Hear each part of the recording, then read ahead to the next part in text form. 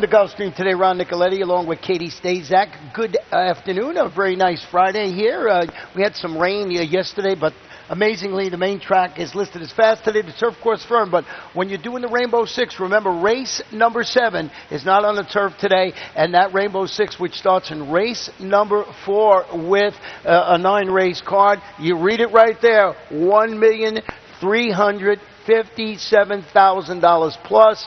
It'll be well over $1.67 million today, Katie. And in addition, we have a 3-day carryover already going in the Super High 5, up to $38,000. When it gets up to this level, they really bet into it today. And one other thing, if the Rainbow Six is not hit today, it'll be a mandatory payout tomorrow. That's Saturday. We have an 11-race card. Races 6 through 11 gets paid out totally. It's paid out totally whether there's 1 winner or 10 winners. Right. And that's going to be a pretty large sum of money. We're predicting it's going to reach upwards of $5 million. And all of that will go. It must go if it is not hit today.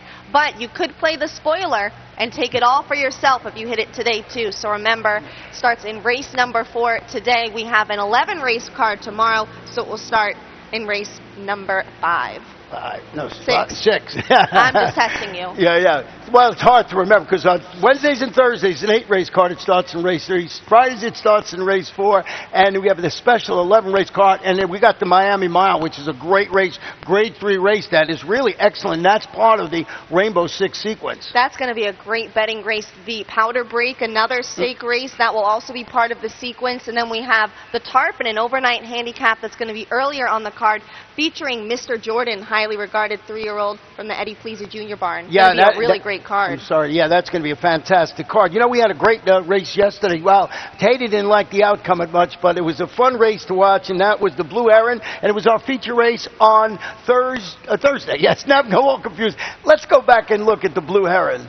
Was a nice race, and I have to credit Edgar Prado for a great ride aboard City of Weston. He was making his first start off the claim for trader Peter Walder. It looks like that was a great claim, a great idea, because he beat a very talented and game horse in Grand Shores. You're going to see Grand Shores yet again trapped down on the rail like he was in the Hooper, and he's kind of come up just ahead to a nose short.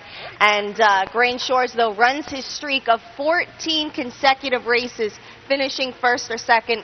Haven't seen the last of him and should see great things to come from City of Weston for the new barn in the future. I thought from a physical standpoint yesterday, he looked fantastic.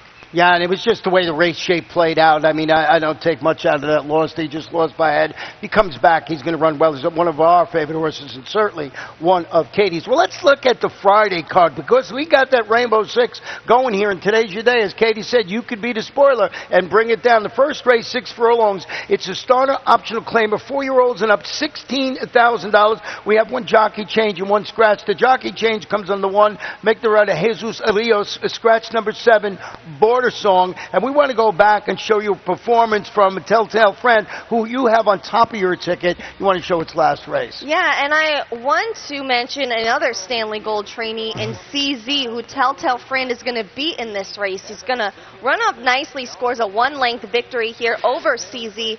CZ would come back to win the Gulfstream Park Sprint, a grade 3 here in his next start.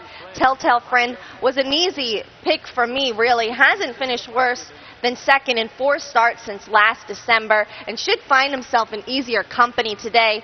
He was narrowly beaten last time out in a handicap at Tampa Bay Downs. That was 2 starts back, and it's just so difficult to ignore this barn. George Navarro, he's 26% with horses coming off a layoff of 31 to 60 days. Well, I have that horse on my ticket, but I went the other way. I put the horse you have in third right on top. Take Time to Pray, number 3. We'll try and make it 2 in a row. After returning from a layoff to defeat a pair of next out. One is one of those horses called Silver Morgan. Won a claiming race at Keeneland in its next start. Safi Joseph Jr., 26%. Winning consecutive races. Tyler Gaffleone in the saddle. I mean, the logical horse is the horse you have on top of the ticket, but trying to beat it with number 3.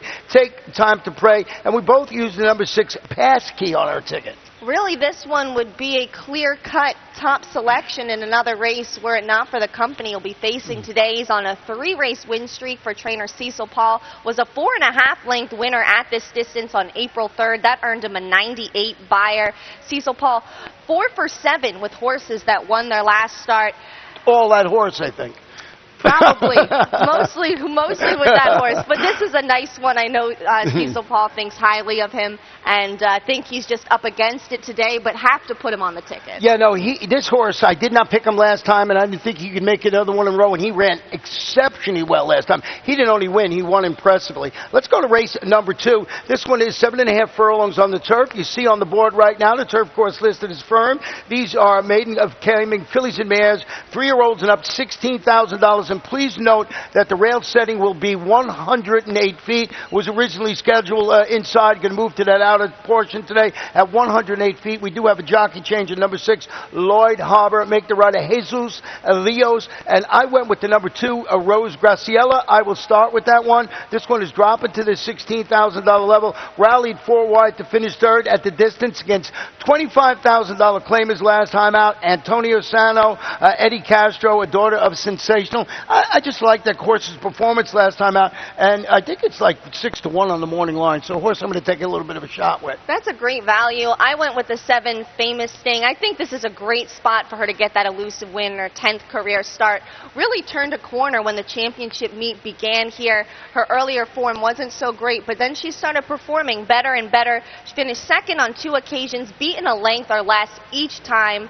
Finished 3rd at this distance on March 29th. I think she's shown some promise and maybe peaking at the right time into this spot. Well, number 6, Lloyd Harbour, is cutting back to this 7.5 furlong distance, hoping that this distance today will help produce that elusive local turf victory. 11 previous races here, no wins, 2 seconds, 3 thirds. Jenna Antonucci, as I mentioned, that's where the jockey change comes. Jesus Rios will be riding number 6, Lloyd Harbour.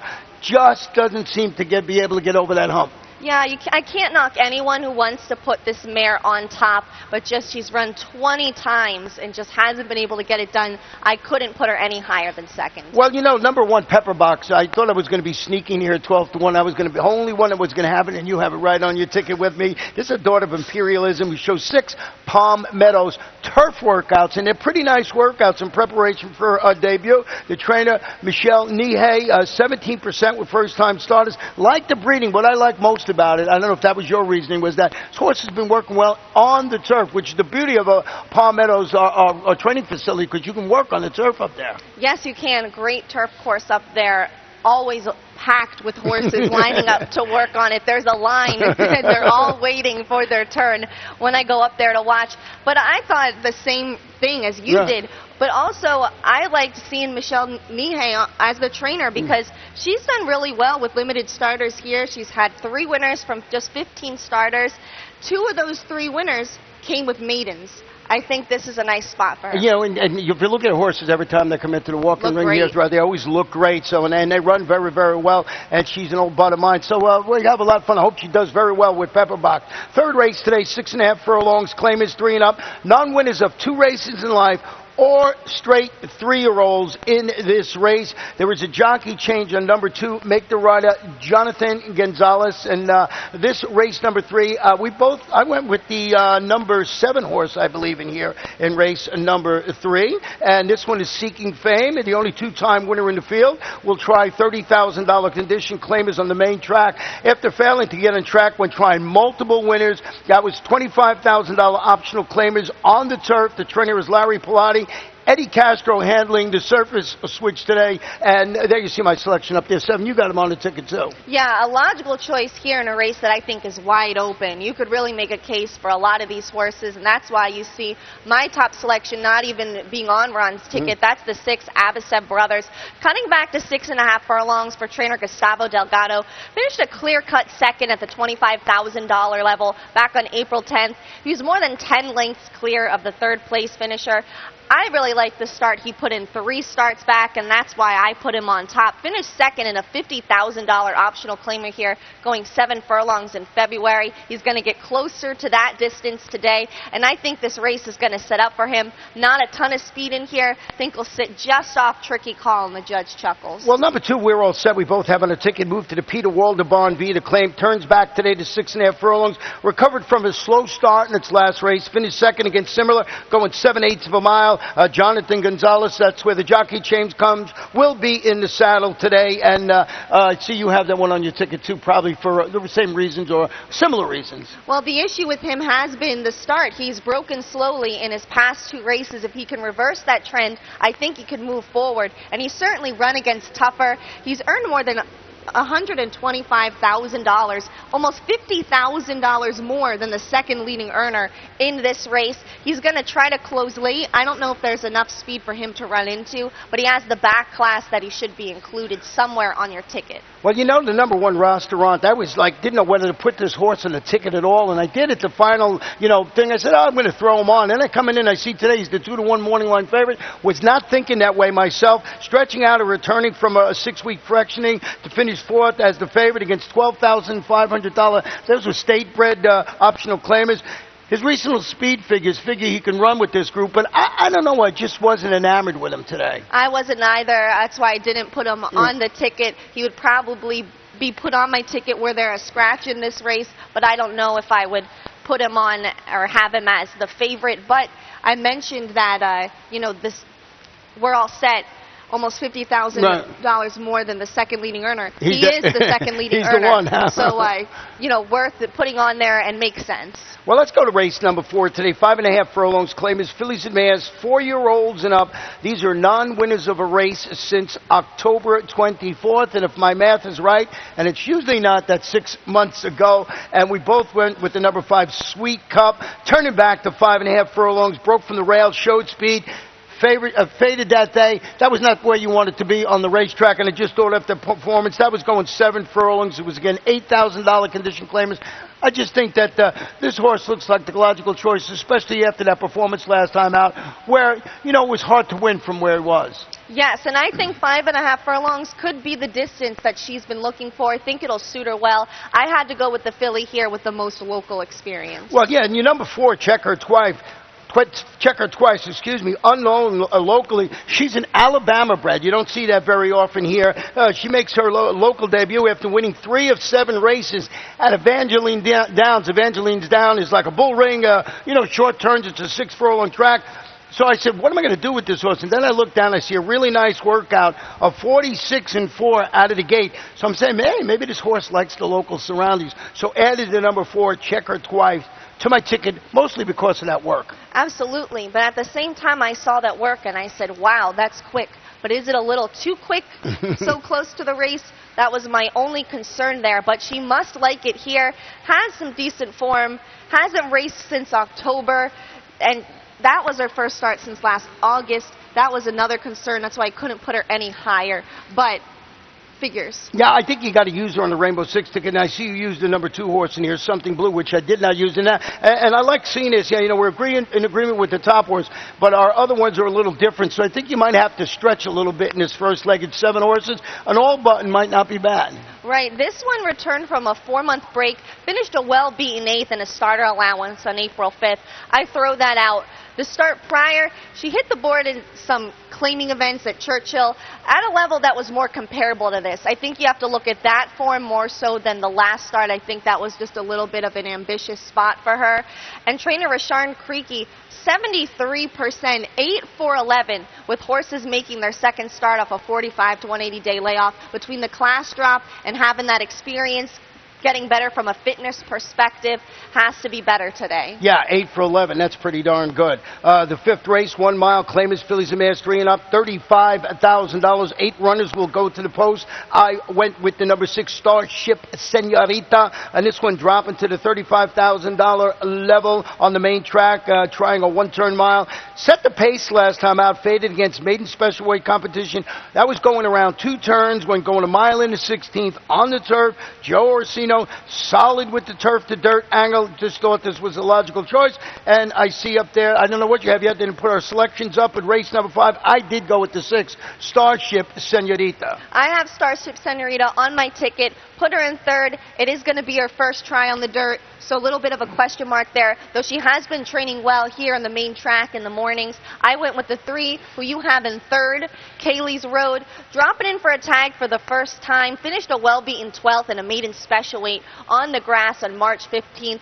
Daughter of Bellamy Road's going to return to the main track, where she finished third behind a very nice Shug McGahee filly in Sweet Corinne in January. An effort anywhere close to that is going to get her the victory here, and should logically move forward in her second start off a 2-month freshening. Well, the horse I've always liked the name of is the 5, McLovin' It. This is a good third when trying this distance here. That was back on February 22nd. Dropping a notch, stretching out today. Not a bad performance. Finished a distant second, but that was against $50,000 maidens going 3/4 of a mile. The trainer, Anna Barcy, has Eduardo Nuno's handling this combination stretch out move and drop down. So a couple of karma changes here on the number 5, McLovin' It. Yeah, but you know what? The last time she ran at levels comparable to this one, she finished third, only beaten 2.5 lengths. That was her lone try at a mile, cutting back to a mile today, and that was also the last time she ran for a tag close to this $35,000 price tag. So I think she fits. I like this spot for her.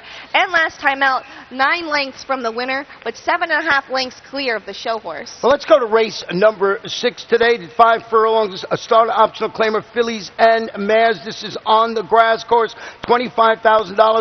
Rail setting, 108 feet. No scratches that we have yet.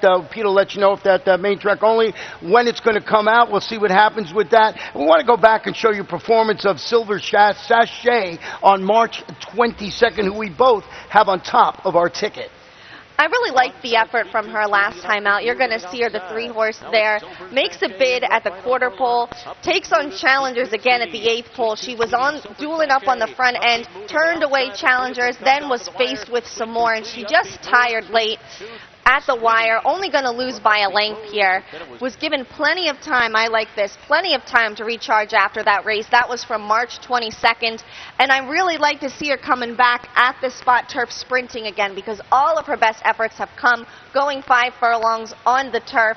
And she's only turfed 5 times. She's actually run mostly on the main track, but already has a win from those 5 starts. I think she's better on the grass, and there's not a lot of speed in here, so I think it's going to set up well for her. Well, they were trying to tell me something with the number 4. They call the horse Claiming Victory, so I figured this is the spot for this horse to run. Reclaimed by PTJ Stable and trainer Joe Orsino last time out, turning back to one of her best distances, 8 races at this distance with 3 wins and a third. Broke from post 10 last time out, raced a little rank in that race when tracking the pace, weakening from her earlier efforts. She finished 5th. That was going 7.5 furlongs. Joe Orsino, Gabriel Saez handling the homecoming. Always been enamored with people that jump back in and claim a horse back. So, and I like the name. They're trying to tell me something, so I threw the 4, Claiming Victory, on my ticket. It's a sign. You have to go with it, Ron. I threw in the 8. You also have the 8 on your ticket. That's little Daniela making the dirt to turf move for trainer Carla Vacarezza. She's actually coming off a win on the main track at 6 furlongs in a starter allowance. That was against State Breds. But prior to that, she finished third behind Claiming Victory in a $20,000 claimer. Seems to be in good form, has won on the grass in the past. If there is a lot of rain in the afternoon and this race happens to come off the grass, you absolutely have to bet her. And I think she could sit the trip in here if things get hot on the front end. Yeah, and like we say, right now everything seems to be fine. We have no dark clouds or anything. It's quite sunny. Yeah, it's quite sunny right now. So just in case, keep that in mind. The other horse that I did not use in my ticket and you did is the 5, Fly to the Sky. Fly to the Sky could be flying to a win today. Maybe that's my sign. Shipping in from Fairgrounds for trainer Leo Gabriel. Finished a rally in third in a turf sprint allowance up there on March 29th.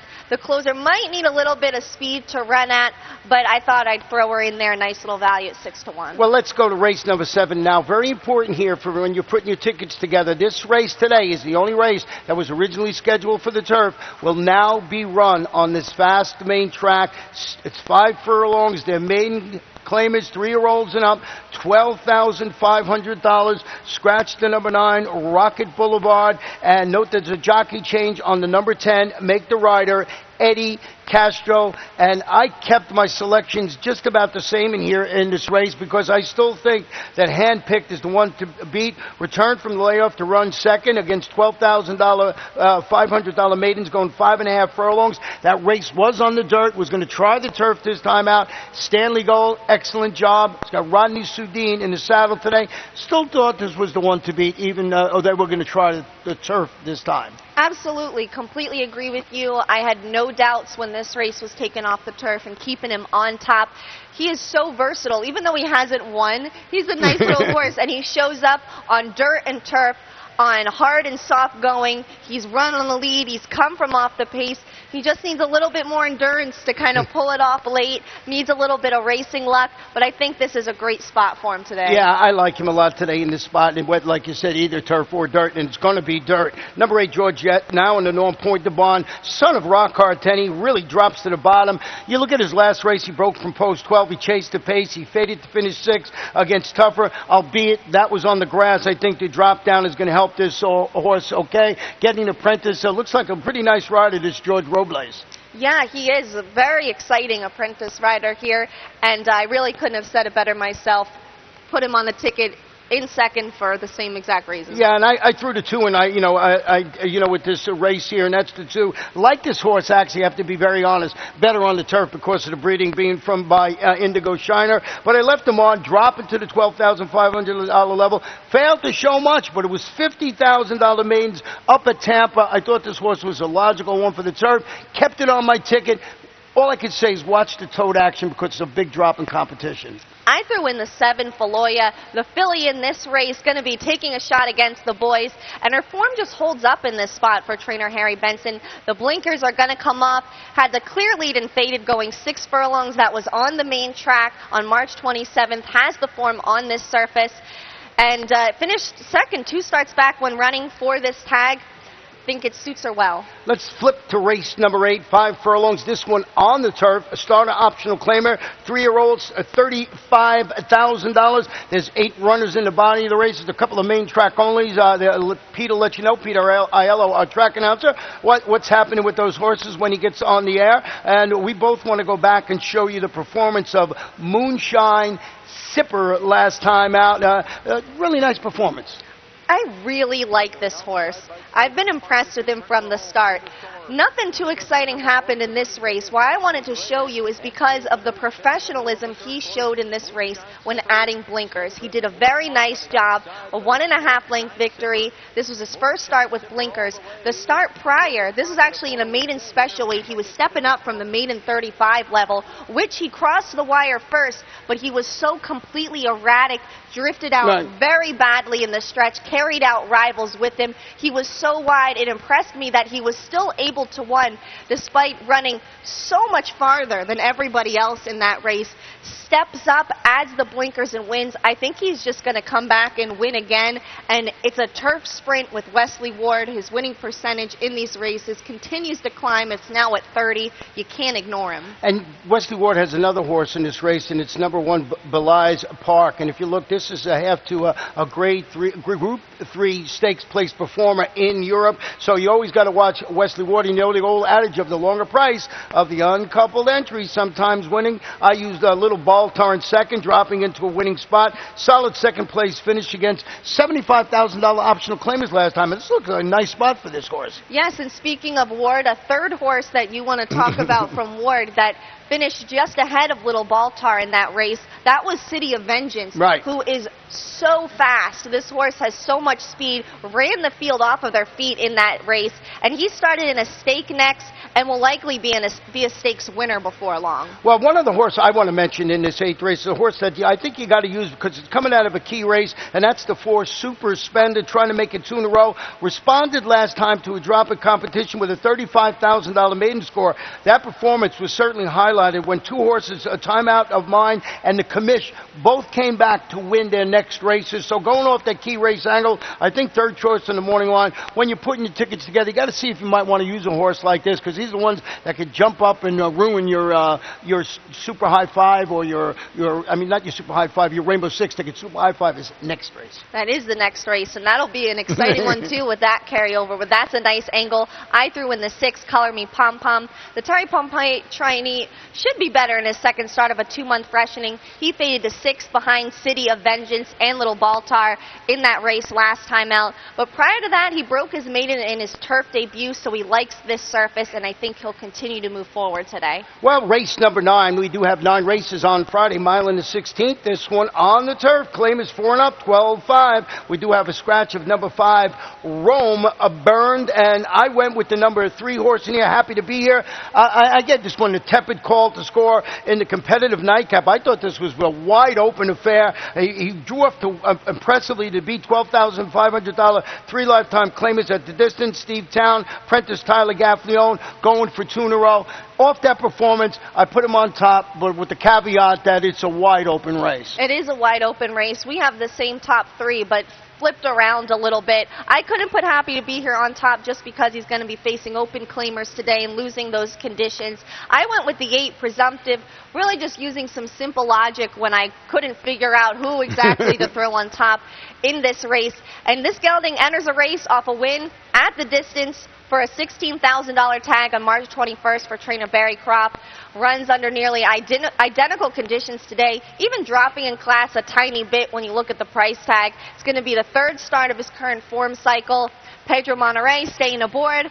If it ain't broke, don't fix it. There's nothing to indicate he can't do the same thing again today. Well, we both have the 2 Holy Smoke on the ticket. Eligible to show more after surrendering that late lead and would finish second. If you read the horse's last trouble line, you'll note that the jock lost the whip during the stretch run last time out. Might have been the reason that he got second. Hard to gauge that, but the beauty of Gulfstream Park, you go to our race week play machines, you can watch the race yourself and make that decision. That's how Katie and I see this card. Katie, anything else to add as we head out for our exciting day to see if anybody's going to nail the Rainbow Six before mandatory payout day tomorrow? Oh, I'm going to be hanging on the edge of my seat, really, and just best of luck to you today with our 9-race card. And don't forget to come back out with us tomorrow, because we have a tremendous 11-race card on tap, 3 stakes, possibly a mandatory payout. Who knows how high that'll reach, and some great horses running. Also, we got the entries. Social Inclusion is going to be making his return, his first start for trainer Chad Brown